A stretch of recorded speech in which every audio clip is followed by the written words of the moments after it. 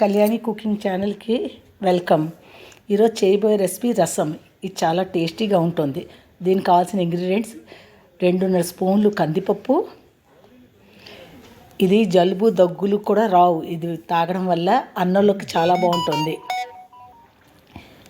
2 spoons ధనియాలు, 1 spoon జీలకర్ర, 1 spoon మిరియాలు. ఇవి గ్రైండర్ జార్లో వేసుకోండి. ఇప్పుడు నిమ్మకాయ అంత చింతపండు, నేను పౌడర్ వేస్తున్నాను, మీరు వచ్చి చింతపండు నానపెట్టుకోవాలి 1/2 గంట ముందు.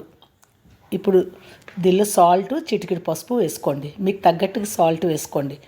ఇప్పుడు ఇంగ్రీడియంట్స్ అన్నీ మెత్తగా పౌడర్ చేసుకోవాలి. ఇప్పుడు స్టవ్ మీద గిన్నె పెట్టి 3 గ్లాసెస్ వాటర్ వేసి అది బాగా బాయిల్ అయ్యేదాకా ఉంచి దానిలో ఈ పౌడర్ వేసుకోవాలి. చూస్తున్నారు కదా, పౌడర్ వేసాను. బాగా కలపాలి, లేకపోతే ఉండ కట్టేస్తుంది పౌడరు. ఈ పౌడర్ వల్లే ఈ రసం అంతా టేస్ట్ వస్తుంది. 1/2 స్పూన్ ఇంగువ. ఇప్పుడు కడాయి తీసుకుని దానిలో ఆవాలు వేసి, మీరు లైక్ చేస్తారు, సబ్స్క్రైబ్ చేస్తారు, షేర్ చేస్తారని ఆశిస్తున్నాను.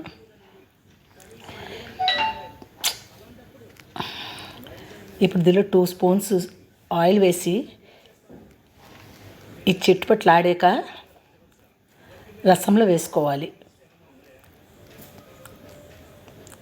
ఎంతో టేస్టీ రసం రెడీ అయింది. కొత్తిమీర వేసుకోవాలి.